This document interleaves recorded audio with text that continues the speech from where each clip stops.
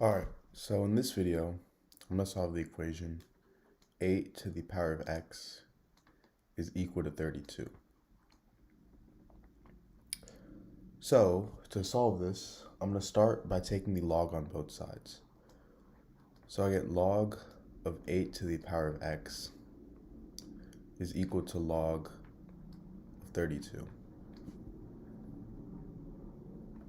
And now if I have something in the form log of a to the power of b, I can move this exponent b to the front of the logarithm. So this is turned into b times log a. So log a to the power of b is equal to b times log a. So now in the case of log 8 to the power of x, we can think of x as b, so we can move x to the front of the logarithm. So I get x times log of 8 is equal to log of 32.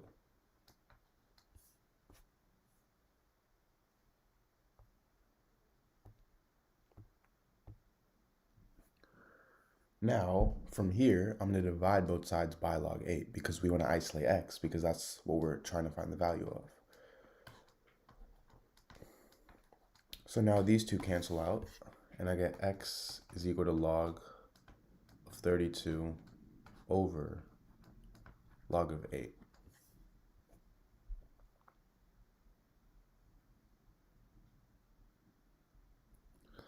Now, log of 32 is the same thing as log of 8 times 4. So I get log of 8 times 4 over log of 32.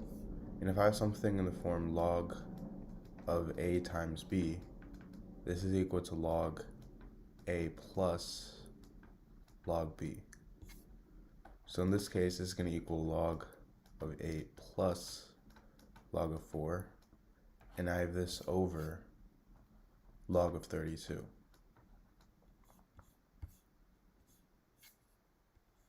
Sorry, I have this over log of 8.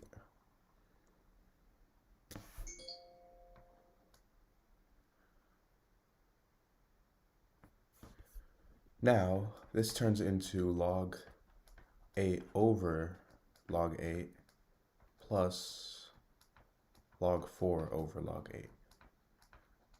So now these two cancel out to get 1. So I get x is equal to 1 plus log of 4 over log of 8.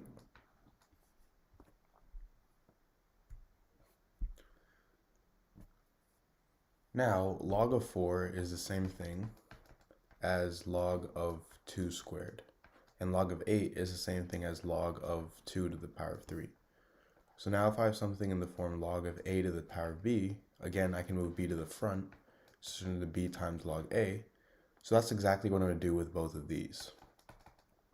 So I get x is equal to 1 plus, I can move the 2 to the front. So 2 times log 2 over the same thing with 3, so 3 times log 2. So now these two cancel out, and I get x is equal to 1 plus 2 over 3, which is equal to 1 is the same thing as 3 over 3, so 3 over 3 plus 2 over 3, which is 5 over 3. So x is 5 over 3. Now, how do we know that this is the right answer? So, going back, we have a to the power of x equals 32.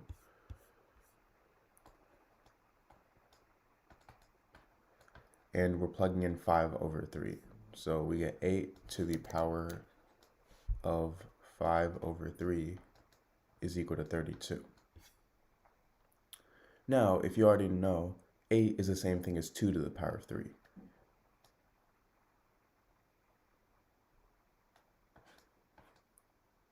So I get 2 to the power of 3 to the power of 5 over 3 is equal to 33 is the same thing. 32 is the same thing as 2 to the power of 5.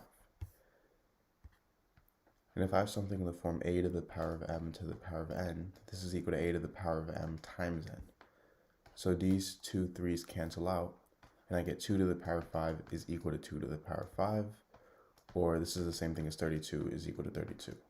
This is right. Now, I also have a second method of solving this problem. So for the second method, we have the same equation, a to the power of x is equal to 32, and this is a simpler method. So for this method, I'm actually just going to start by rewriting these two numbers. So 8, I'm going to rewrite as 2 to the power of 3, and 32, I'm going to rewrite as 2 to the power of 5. So I'm rewriting both of these as the same bases, which now it makes them much easier to solve. 2 to the power of 3 to the power of x is the same thing as 2 to the power of 3x, which is equal to 2 to the power of 5. And because these two have the same bases, a to the power of m is equal to a to the power of n, meaning m is equal to n. So 3x is equal to 5, and x is equal to 5 over 3.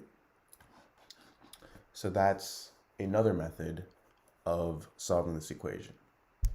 Now, if you haven't already, please make sure to subscribe, leave a like, and share this to any of your friends or family. Thank you. Alright, so in this video, I'm going to solve the problem 500 squared minus 499 squared. So, to solve this, what I'm first going to do is rewrite this as 499 plus 1 squared minus 499 squared. And if I have something in the form a plus b squared, this is equal to a squared plus 2ab plus b squared. So 499 plus 1 squared is turned into 499 squared plus 2 times 499 times 1 plus 1 squared, and I have this minus 499 squared. Now, I can cancel out 499 squared and negative 499 squared, so I'll be left with 2 times 499 times 1 plus 1 squared. 2 times 499 is 998, times 1 is just 998, and I have this plus 1 squared, which is plus 1, and this is equal to 999. Now, I actually have another method of solving this. So I have 500 squared minus 499 squared, and this time I'm going to rewrite this as 500 squared minus 500 minus 1 squared. Now, if I have something in the form a minus b squared, this is equal to a minus b times a minus b, which is equal to, if I factor this out, a squared minus 2ab plus b squared. So this is going to turn into 500 squared minus 2 times 500